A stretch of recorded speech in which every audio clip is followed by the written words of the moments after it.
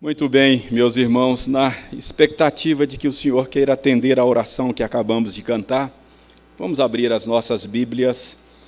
Evangelho segundo Marcos, é o texto que temos pregado já há mais de um ano. Marcos, chegamos agora ao capítulo 12, e hoje vamos ler os versos 13 a 17.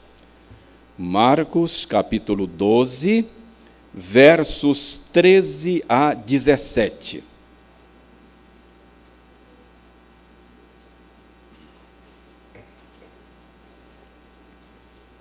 Eu lerei e os irmãos acompanharão aí silenciosamente. Acompanhe com fé, com interesse, com atenção, porque o texto que vamos ler é a palavra de Deus. Diz o seguinte, Marcos 12, 13 a 17. E enviaram-lhe alguns dos fariseus e dos herodianos, para que o apanhassem em alguma palavra. Chegando, disseram-lhe: Mestre, sabemos que és verdadeiro e que não te importas com quem quer que seja, porque não olhas a aparência dos homens? Antes, segundo a verdade, ensinas o caminho de Deus. É lícito pagar tributo a César ou não? Devemos ou não devemos pagar? Mas Jesus, percebendo-lhes a hipocrisia, respondeu: Por que me experimentais? Trazei-me um denário para que eu o veja. De quem é esta efígie e inscrição? Responderam: de César. Disse-lhes então Jesus: Dai a César o que é de César, e a Deus o que é de Deus. E muitos se admiraram dele. Nós estamos acompanhando a última semana de Jesus encarnado entre nós. Jesus está vivendo a sua última semana. E nós já vimos que no domingo, que ficou conhecido como Domingo de Ramos, Jesus resolveu entrar em Jerusalém de uma maneira inusitada. E eu já expliquei a vocês que aquela entrada de Jesus montado em um jumento era uma maneira de Jesus ilustrar a sua missão e o seu reino. Depois nós vimos que na segunda-feira Jesus amaldiçoou uma figueira e logo depois expulsou as pessoas do templo. Eu disse que esse gesto de Jesus da segunda-feira era uma maneira de Jesus ilustrar a falência da nação de Israel. Na terça-feira, Jesus voltou ao templo e nós vimos que ele teve um encontro com os líderes religiosos de Israel, os principais. E eles vieram a Jesus com um plano estrategicamente elaborado. O plano consistia em mostrar que Jesus não tinha autoridade de ninguém para fazer as coisas que ele estava fazendo. Mas o plano, eu mostrei a vocês, tinha uma falha radical. Isto é, tinha uma falha na raiz. O fato é que Jesus não precisa de nenhuma fonte de autoridade externa. Ele não precisa receber autoridade de ninguém. Ele é a própria autoridade em pessoa. E os líderes judeus ficaram envergonhados e foram embora. Mas, irmãos, eles estavam tão obcecados pela ideia de condenar Jesus, que eles não desistem. Vamos nos situar aqui para que você se lembre do contexto. Deixe-me situar você. Na última investida, esta a que me referi, os principais líderes judeus foram ter com Jesus pessoalmente, interrogar-lhe a respeito da autoridade dele. Só para você recordar, dê uma olhada no capítulo 11 aí da sua Bíblia, é o texto anterior, capítulo 11, verso 27, diz, olha, vieram ao seu encontro os principais sacerdotes, os escribas e os anciãos. Então, a nata do sinédrio veio confrontar Jesus. Agora, vejam o verso 12 do capítulo 12, que é o verso imediatamente anterior à nossa passagem de hoje. E procuravam prendê-lo, mas temiam o povo, porque compreenderam que contra eles proferira esta palavra. Então,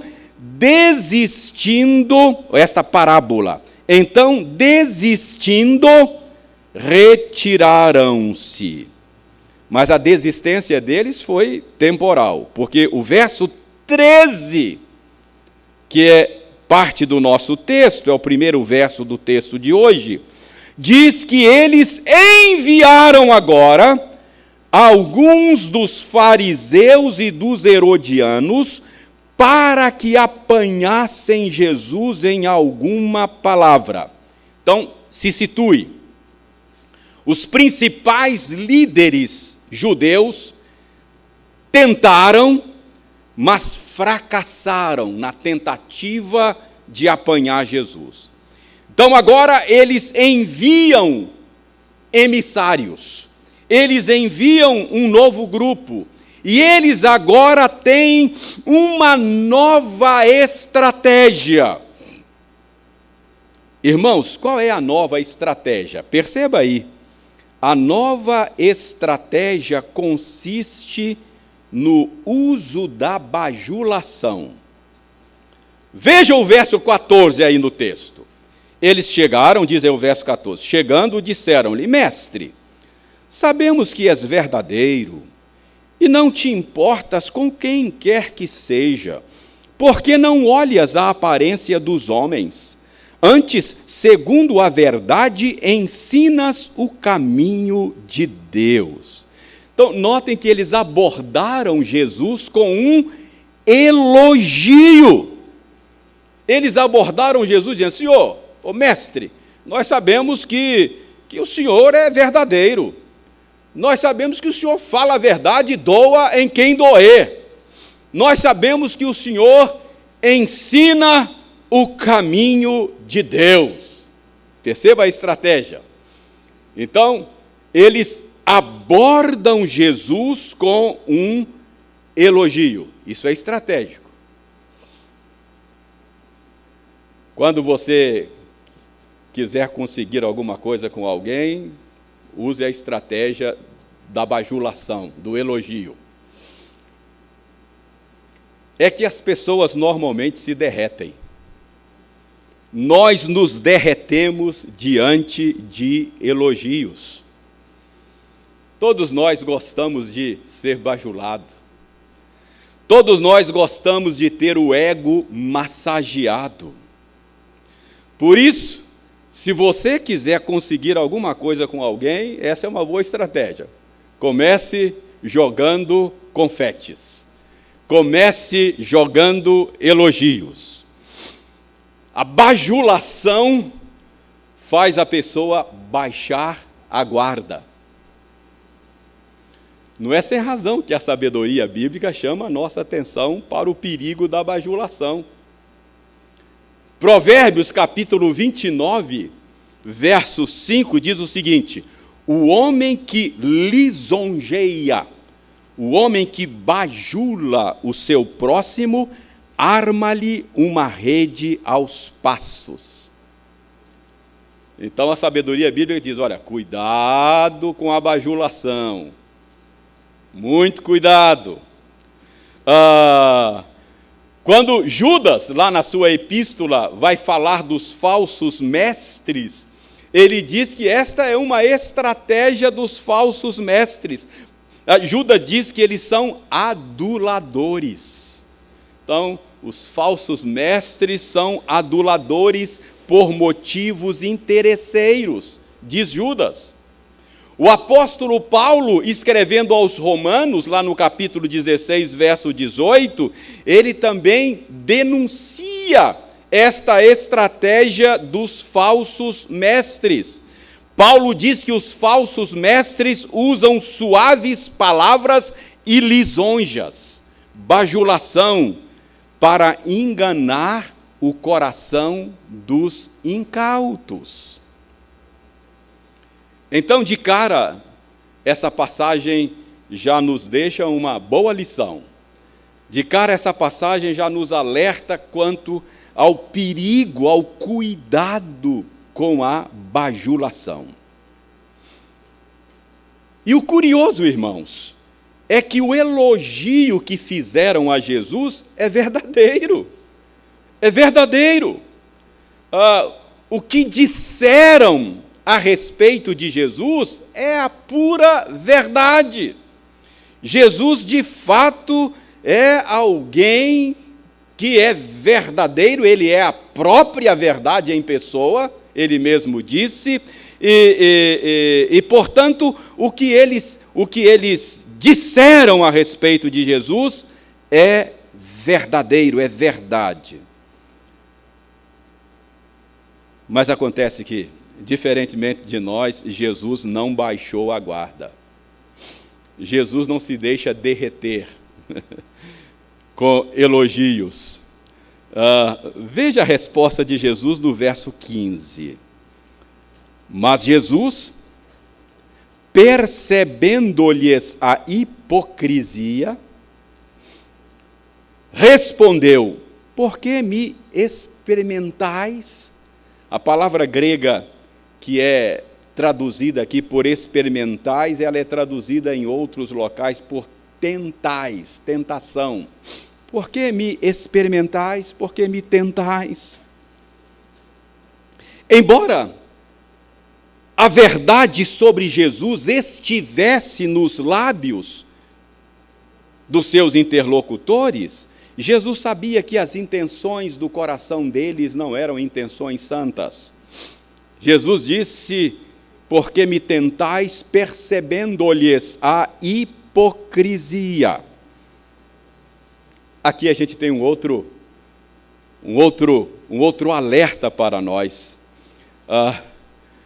Nós nunca deveríamos pensar que Jesus se derrete diante dos elogios, não é? Ele não é como nós. Nós normalmente baixamos a guarda, mas ele não. Sabe, irmãos, aqui é uma lição que a gente precisa aprender. Eu tenho uma suspeita, às vezes eu temo que a gente imagina que é possível fazer Jesus se derreter diante dos nossos elogios.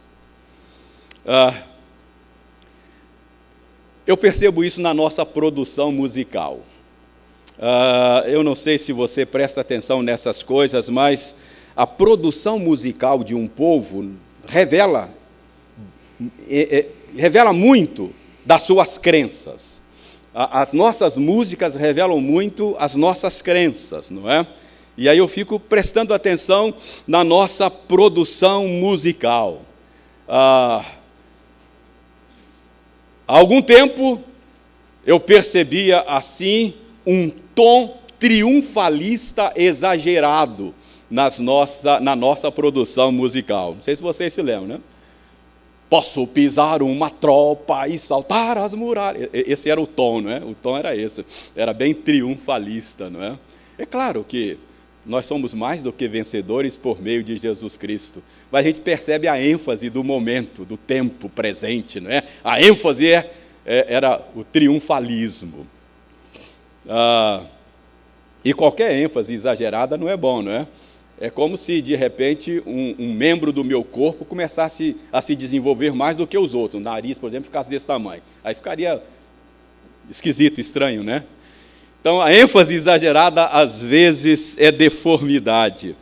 E o que eu estou querendo dizer é que, atualmente, eu percebo que a produção musical não tem mais, a nossa produção musical não tem mais um tom triunfalista. Hoje, o tom é mais sentimentalista. Não sei se você percebe isso. E a minha desconfiança, posso estar errado, mas a minha desconfiança é que a mentalidade evangélica do nosso tempo acha que pode fazer Jesus se derreter com elogios. Mas isso é um engano. Esse texto aqui está dizendo que é um engano. Você pode rasgar, vir aqui cantar, elogiar e se derreter. Jesus conhece o seu coração e ele, como ele conhecia o coração daqueles que o abordaram. Encheu de elogios e falou: por que vocês vêm com essa hipocrisia para cima de mim? Por que vocês me tentam? Percebe? Jesus não se deixa derreter. Mas voltemos aqui ao ponto. Fecha o parêntese aí, é só uma aplicação rápida, não é? Essa passagem ensina a nós o perigo da bajulação e o engano do sentimentalismo. Mas além disso, eu quero chamar a sua atenção aqui para a configuração deste grupo, desta comitiva que foi enviada agora pelos principais líderes judeus. Olha o verso 13. Esta configuração é reveladora. O verso 13 diz que o grupo era composto de fariseus e herodianos. Isso é significativo. O que isso significa? Irmãos, o termo fariseu significa separado. O fariseu tinha uma tendência purista. O fariseu procurava manter distância até mesmo de outros judeus que fossem menos rigorosos na observância da lei. E dos não-judeus, então, quanto mais distante um fariseu ficasse, melhor. Então, o fariseu era aquele tipo de pessoa que tinha uma tendência purista. Ele era, em termos da situação política da época, o fariseu era mais voltado, ele era mais desiludido com a situação política e mais voltado à vida religiosa, ao estudo da Torá, esperando a vinda do Messias e do reino de Deus, mas eles eram nacionalistas, eles não aceitavam bem, por exemplo, o fato de Israel estar sob o domínio de estrangeiros, no caso aqui na época, sob o Império Romano. Para você ter uma ideia do nacionalismo dos fariseus, nós sabemos que eles, inclusive, apoiaram a luta armada na época da revolta dos Macabeus. Então, nós temos aqui nessa comitiva que foi enviada para falar com Jesus, fariseus, nacionalistas, inimigos dos conquistadores estrangeiros. Chegaram, como eu disse, a apoiar a luta armada na revolta dos Macabeus. Mas o grupo era formado também por herodianos, fariseus e herodianos. Irmãos, isso aqui é igual água e óleo. São dois tipos de gente que não se misturam de jeito nenhum. Quem eram os herodianos? O próprio nome diz, eram os apoiadores de Herodes. Herodes era uma dinastia, não é? Era uma família, você tem vários Herodes na Bíblia. Então era uma dinastia que governava Israel em nome do Império Romano. Então, diferentemente dos fariseus, os herodianos eram judeus que não tinham nenhum problema com o domínio estrangeiro de Israel, nenhum problema com o domínio romano. Eles eram apoiadores da dominação estrangeira. Então, o que eu quero mostrar a você aqui é que a comitiva que foi ter com Jesus era formada por dois grupos tão distintos, tão diferentes, tão distantes um do outro, que é difícil a gente conceber que eles pudessem estar unidos em torno de uma causa comum. E o que isso sugere para nós? Irmãos, isso sugere o tamanho da indisposição da natureza humana contra Jesus e o seu reino. A Bíblia diz que o pendor da carne, a tendência da natureza humana é inimizade contra Deus. E aqui nós podemos perceber a dimensão, o tamanho desta inimizade. A indisposição da natureza humana decaída, da natureza humana pecaminosa contra o Senhor e o seu ungido, é de tal monta que eles estão dispostos a esquecerem as suas diferenças, por maiores que sejam. O que eu estou querendo mostrar a você aqui é que esse quadro nos sugere que qualquer outra inimizade é menor do que a inimizade da natureza humana contra Jesus. Irmãos, e é importante a gente frisar isso. Muito importante, é importante, porque na narrativa de Atos, Atos diz que lá no primeiro século, os cristãos de Jerusalém gozavam da simpatia de todo o povo. E a tendência é, quando nós lemos esta narrativa, esse fato localizado em Jerusalém, a tendência é nós acharmos que toda antipatia contra a igreja, contra os cristãos, é culpa nossa. A tendência é nós acharmos que se nós formos bons imitadores de Jesus, o mundo vai nos amar. Mas deixa eu dizer isso a você, não é verdade. Há uma indisposição contra o Senhor. É verdade, eu admito que boa parte da antipatia do mundo contra a igreja é culpa nossa. Eu admito, eu faço meia-culpa. Mas não pense que se nós formos parecidos com Jesus, o mundo vai morrer de amores por nós. Não vai. O mundo não ama Jesus. E quem disse isso foi o próprio Jesus. Ele disse: se o mundo vos odeia, sabei que primeiro do que a vós outros me odiou a mim. Se vós fosseis do mundo, o mundo amaria o que era seu. Como todavia não sois do mundo, pelo contrário, dele vos escolhi, por isso o mundo vos odeia. Quem está dizendo isto é Jesus, não sou eu, não. Lembrai-vos da palavra que eu vos disse, não é o servo maior do que o seu senhor. Se me perseguiram a mim, também perseguirão a vós outros. Se guardaram a minha palavra, também guardarão a vossa palavra. João 15, 18 a 20. Então é verdade que, às vezes, o mundo nos odeia, porque nós somos diferentes demais de Jesus.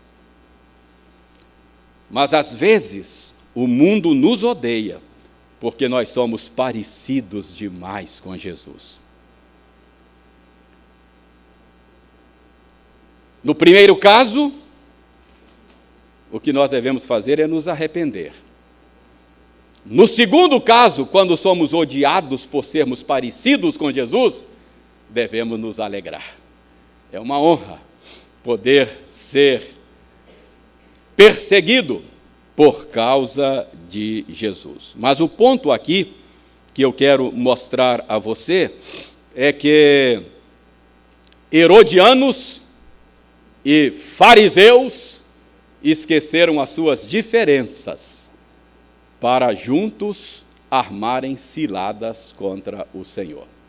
Então há uma indisposição, há uma inimizade, irmãos, há uma inimizade. Nós vivemos num mundo antitético, há uma inimizade irreconciliável, e quem pôs foi o próprio Deus. Ele disse para a serpente: porém inimizade entre ti e a mulher, entre o seu descendente, o descendente da mulher que é Jesus, e a tua descendência, serpente.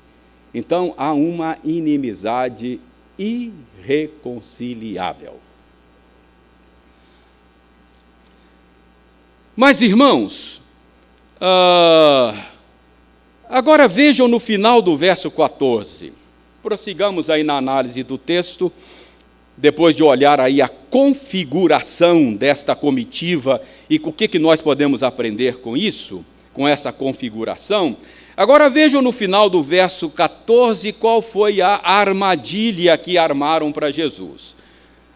Vejam aí no final do verso 14 a pergunta que fizeram a Jesus: é lícito pagar tributo a César ou não? Devemos ou não devemos pagar?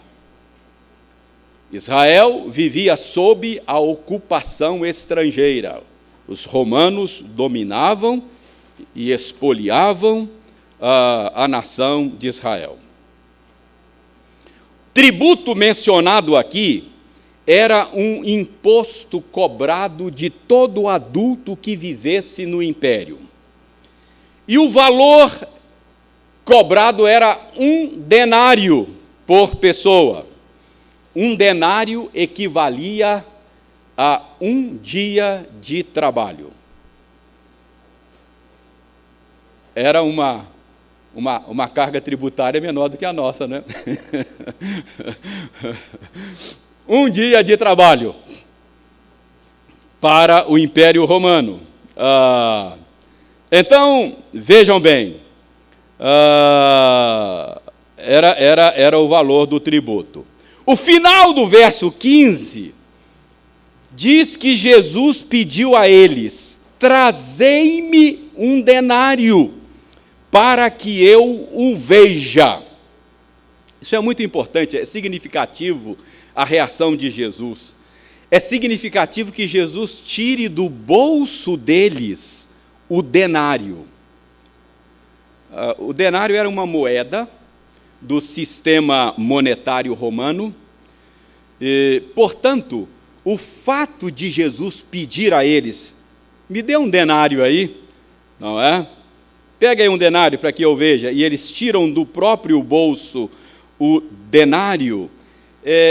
Isso é significativo porque isso mostra que o fato de eles terem no bolso 1 denário, terem a moeda romana no bolso, é sinal de que eles estavam dentro do sistema político, do sistema monetário. Eles viviam dentro daquele sistema. O fato de terem o denário no bolso.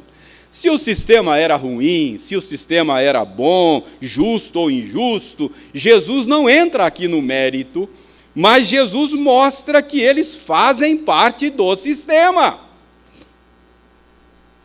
Vejam agora o verso 16. E eles lhe trouxeram, eles deram então o denário, e Jesus perguntou a eles: de quem é esta efígie e inscrição?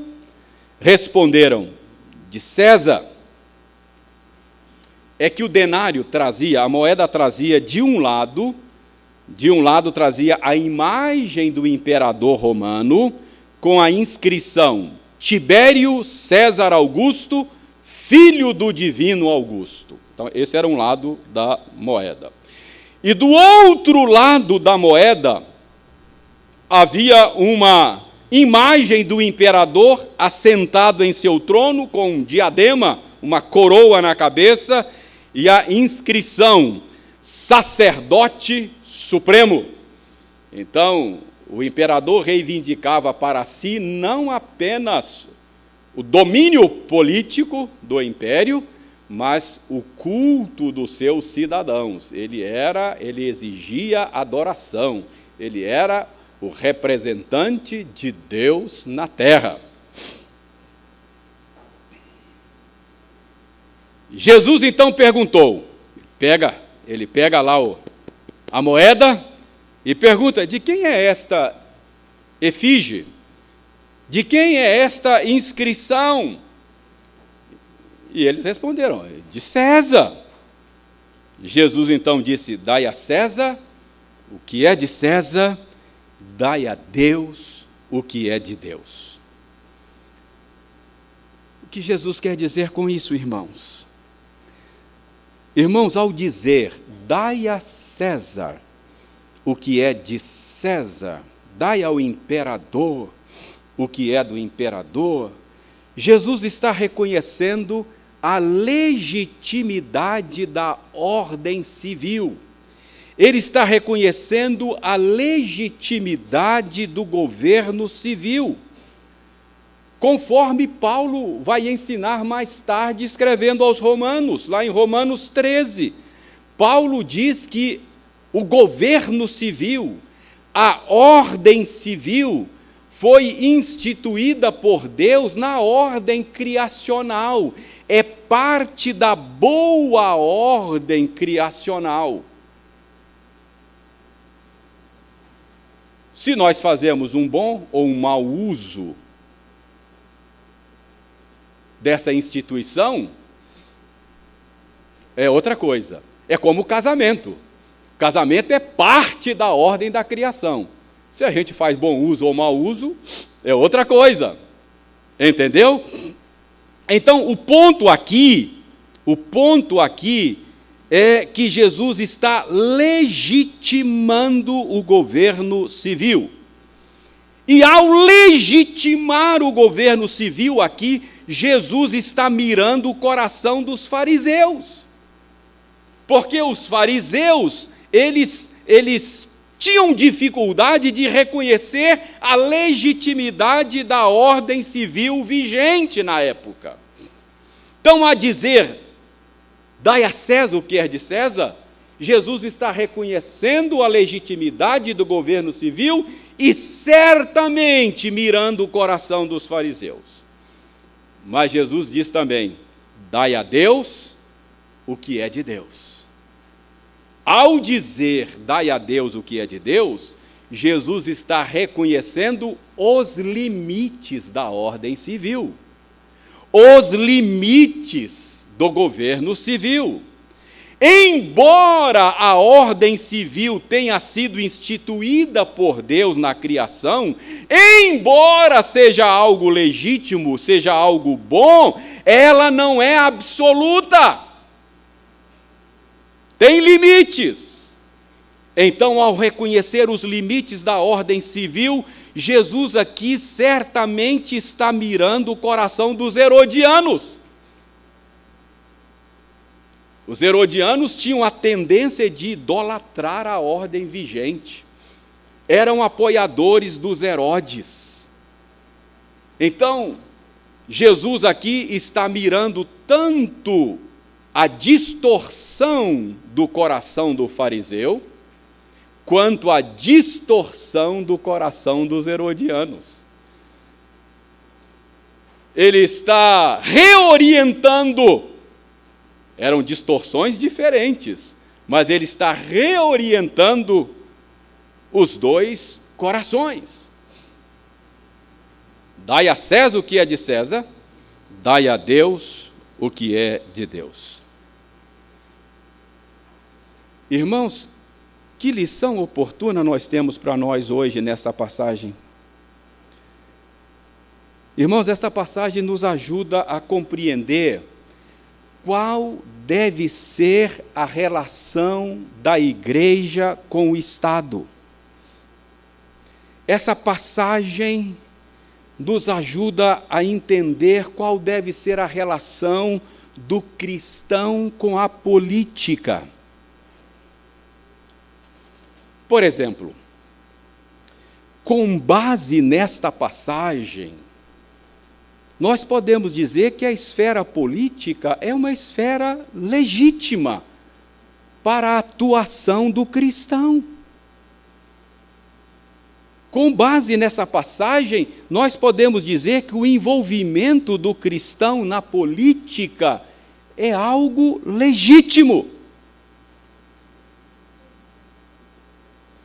Com base nesta passagem, nós podemos dizer que o cristão pode ter, inclusive, uma vocação para servir a Deus na esfera política. Não há nenhuma dúvida. Jesus legitimou a esfera política. Mas, com base nesta passagem, nós podemos dizer também que o cristão nunca deveria abraçar a ordem civil de maneira acrítica. Até porque nós vivemos num mundo onde o pecado entrou. A ordem civil foi instituída por Deus, mas ela é uma ordem imperfeita, que foi corrompida pelo pecado, portanto provisória. A ordem definitiva, perfeita, será trazida na segunda vinda de Jesus Cristo. Então, ao dizer, dai a César o que é de César e dai a Deus o que é de Deus, Jesus está dizendo que o envolvimento com César é legítimo. Mas cuidado, para não dar a César o que deveria ser dado a Deus. Esse é o ponto. O que Jesus está dizendo é o seguinte: envolva-se com César, mas não dê a ele o seu coração.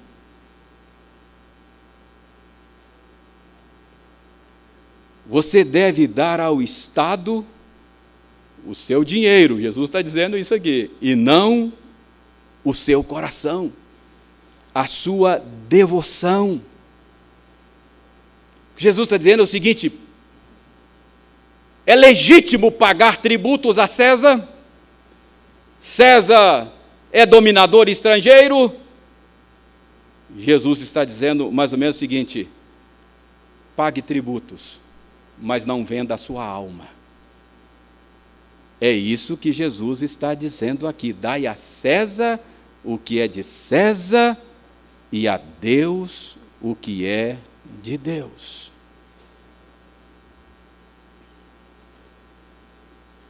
Envolver-se com política é legítimo para o cristão? É legítimo, desde que você não venda a sua alma.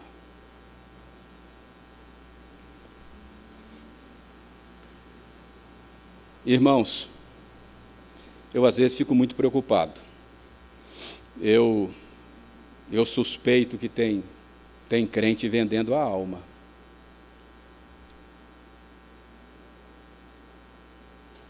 Isso é muito preocupante. É só você olhar para as redes sociais.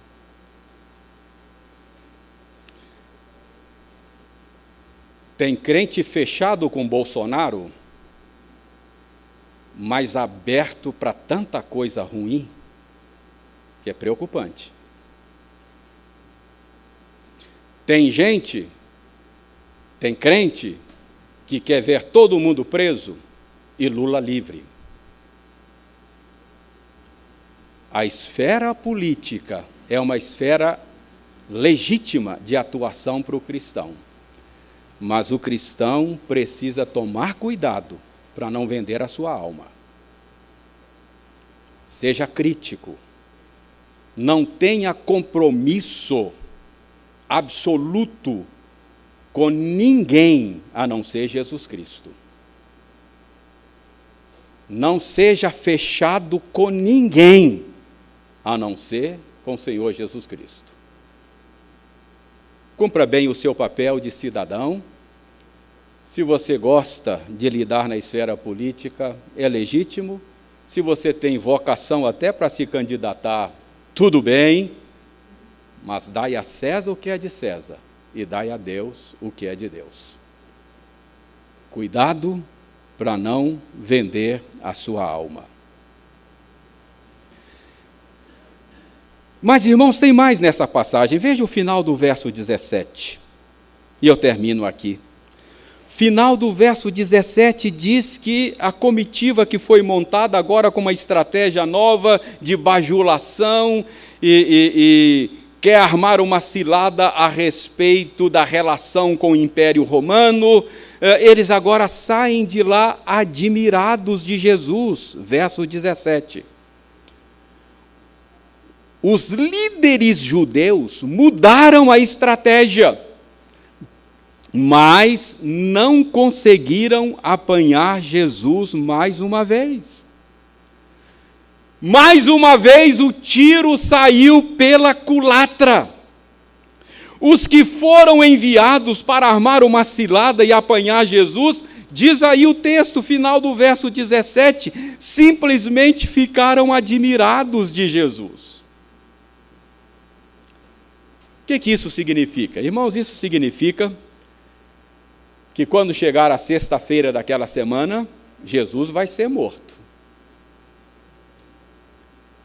Quando chegar a sexta-feira daquela semana, Jesus vai ser crucificado.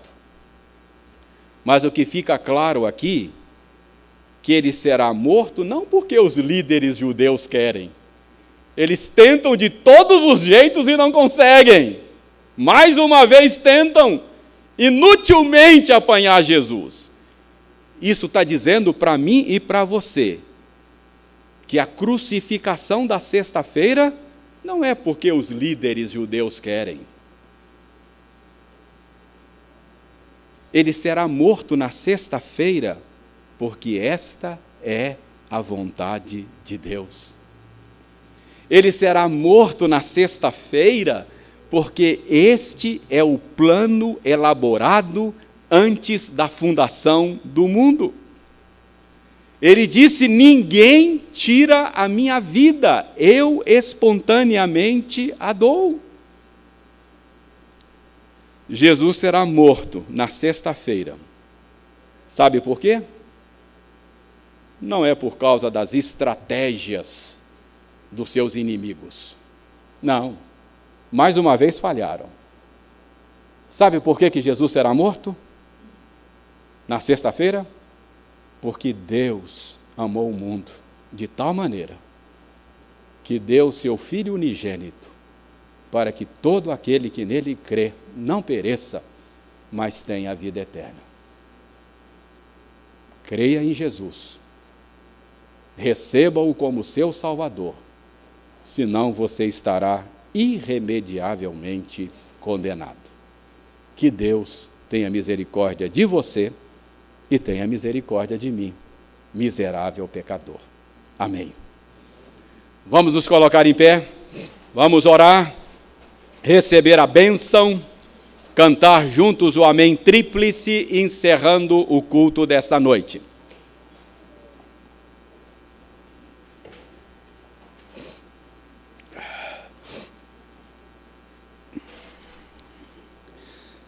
Senhor, aceita a nossa gratidão pela instrução da tua palavra. Ajuda-nos, ó Senhor, a compreender a maneira sábia de vivermos neste mundo.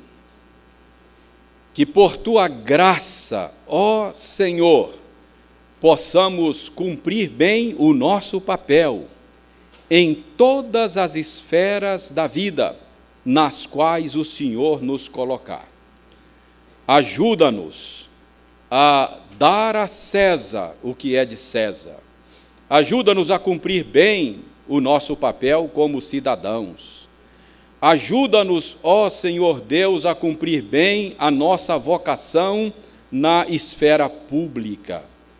Mas ajuda-nos a dar a Deus o que é de Deus. Ajuda-nos a não vender a nossa alma e a não entregar o nosso coração.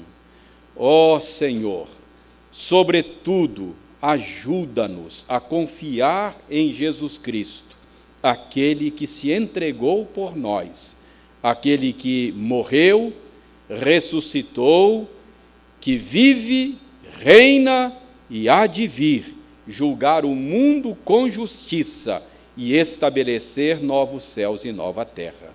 Muito obrigado pela certeza de que uma ordem perfeita, definitiva, já está sendo construída e será consumada na vinda do nosso Redentor. Nós oramos com o coração agradecido, em nome de Jesus. Amém.